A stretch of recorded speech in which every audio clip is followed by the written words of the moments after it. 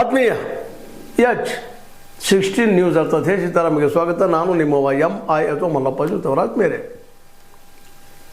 ವಿಶೇಷವಾಗಿ ಧರ್ಮಸ್ಥಳದ ಬಗ್ಗೆ ಈಗಾಗಲೇ ಸಾಕಷ್ಟು ಚರ್ಚೆ ನಡೀತಾನೆ ಇದೆ. ಆದರೂ ರಿಸಲ್ಟ್ ಮಾತ್ರ ಶೂನ್ಯನೇ ಇದೆ. ಯಾಕಪ್ಪ ಅಂತಂದ್ರೆ ಅಷ್ಟು ಪವರ್ಫುಲ್ ಆಗಿದೆ ಅಲ್ಲಿಯ ಧರ್ಮಸ್ಥಳದ ಈ ಕೊಲೆಗಾರರ ಸಂಘ ಅನ್ಬೋದೇ ನಾವು. ಯಾಕಂದರೆ ಯಾರು ಏನು ಇನ್ನೂ ಗೊತ್ತಾಗ್ತಾ ಇಲ್ಲ. ಸಹಜವಾಗಿ ಕೊಲೆಗಾರನ ರಕ್ಷಣೆ ಮಾಡೋಕೆ ದೊಡ್ಡ ತಂಡನಲ್ಲಿದೆ. ಅವ್ರು ಯಾರು ಅನ್ನೋದು ಫಿಕ್ಸ್ ಆಗ್ತಾ ಇಲ್ಲ. ವಿರೋಧಗಳು ಏನೋ ಆರೋಪ ಮಾಡ್ತಾ ಇದ್ದಾರೆ. ಇವತ್ತು ಇಲ್ಲ ಇವರೇ ಇದ್ದಾರೆ ಏನೋ ಆರೋಪ ಮಾಡ್ತಾ ಇದ್ದಾರೆ. ಅದು ಪ್ರೂವ್ ಆಗಬೇಕಲ್ಲ. ಪ್ರೂವ್ ಆಗುವಂಥ ಸಂದರ್ಭದಲ್ಲಿ ಏನೇನೋ ಗದ್ದಲಗಳಾಗ್ತಾ ಇದ್ದಾವೆ. ಸಾಕಷ್ಟು ಇಲ್ಲಿವರೆಗೆ CBI ಆಯಿತು, COD ಆಯಿತು, ಏನೋ ಎಲ್ಲ ತನಿಖೆಗಳಾದವು. ಅದ್ರ ಕೊನೆಗೆ ಏನು ರಿಸಲ್ಟ ಯಾರೂ ಇಲ್ಲ. ಮತ್ತೇನು ಈ ಆರೋಪ ಮಾಡೋರನ್ನ ಮತ್ತೆ ಆರೋಪ ಇಲ್ಲ, ಇವರು ಹೆಸರು ಕೆಡಿಸ್ತಾ ಇದ್ದಾರೆ. ಧರ್ಮದ ಸ್ಥಳ ಅದು.